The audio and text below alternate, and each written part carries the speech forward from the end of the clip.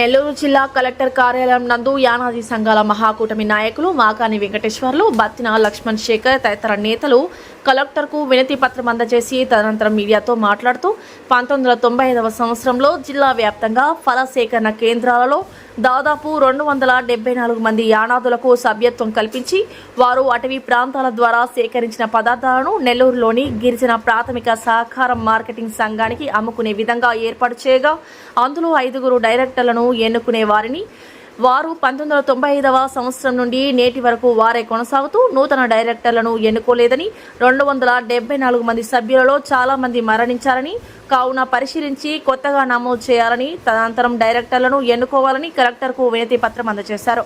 అలాగే నెల్లూరు జిల్లా నుండి విడిపోయిన వెంకటగిరి పరిసర ప్రాంతాలలో జీసీసీ ఓటర్లను తిరుపతి జిల్లా కేటాయించాలని విజ్ఞప్తి చేశారు.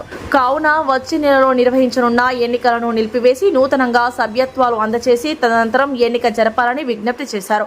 ఈ కార్యక్రమంలో సుధీర్, రవి, శ్రీనివాసులు, మురళి, చెంచయ్య, రమేష్, గిరిజన నాయకులు తదితరులు పాల్గొన్నారు. నా పేరు Makani Venkateswarlu. All India united forum యూనియన్లో ఎస్టీ వింగ్లో స్టేట్ ప్రెసిడెంట్గా పనిచేస్తున్నాను. అంతేకాక గూడూరు డివిజన్కి అట్రాసిటీ కమిటీ మెంబర్గా పనిచేస్తున్నాను. ఈరోజు మన గిరిజన ప్రాథమిక సహకార మార్కెట్ సంఘం యొక్క ఎన్నికల నోటిఫికేషన్ ఇచ్చిన సందర్భంగా 14వ తేదీ లోపల మా యొక్క అబ్జెక్షన్స్ చెప్పమని చెప్పి ఉన్నారు.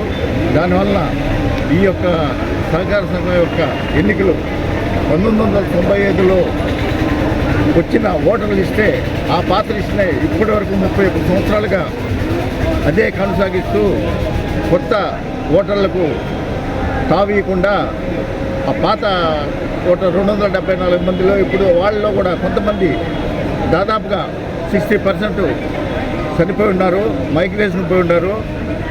అందుకని మేమేం చేసామంటే మా యొక్క యూనియన్ తరఫున కొత్త ఓటర్లకు అవకాశం ఇచ్చి మన మనకు ఎన్నికలు జరిపించవలసిందిగా గౌరవనీయులైన మన నెల్లూరు కలెక్టర్ గారిని కోరడం జరిగింది. జై హింద్.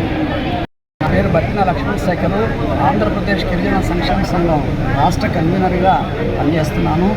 ఏదైతే సమగ్ర గిరిజన సంస్థలో గిరిజన కోఆపరేటివ్ కార్పొరేషన్ అనేటువంటి ఒక సంస్థ ఉంది. దీని ఉద్దేశం ఏంటంటే అటవీ ప్రాంతంలో ఉన్నటువంటి అనాథులు కొండలు సైతం ఎక్కి అక్కడ ఉన్నటువంటి మారేడుగడ్డలు, తేనె అవన్నీ తీసుకొచ్చి గిరిజన కోఆపరేటివ్కి ఇవ్వాలి. అయితే వాళ్ళకి ఎలక్షన్ కండక్ట్ చేయడానికి అంటే డిపార్ట్మెంట్కి వచ్చేటువంటి బెనిఫిషరీస్ మధ్యలో వారధిగా ఉండాలనే ఉద్దేశంతో డిపార్ట్మెంట్ డైరెక్టర్ని నియమించింది. అయితే ఈ డైరెక్టర్లు 1985 నుంచి కొందరు ఎవరైతే 5 ఉన్నారో ఆ 5 ఇప్పటి వరకు కూడా దాదాపు 31 ఇయర్ నుంచి రెగ్యులర్ అవుతున్నారు. అలానే 31 ఇయర్ అంటే 1995లో ఉన్నటువంటి ఓటర్ల లిస్టు ఇప్పటికీ సవరించకపోవడం వల్ల చాలా అన్యాయం జరుగుతుంది. ఈ మధ్యకాలంలో ఇప్పుడు రేపు నెల 12వ తేదీ ఎలక్షన్ నోటిఫికేషన్ ఇచ్చారు.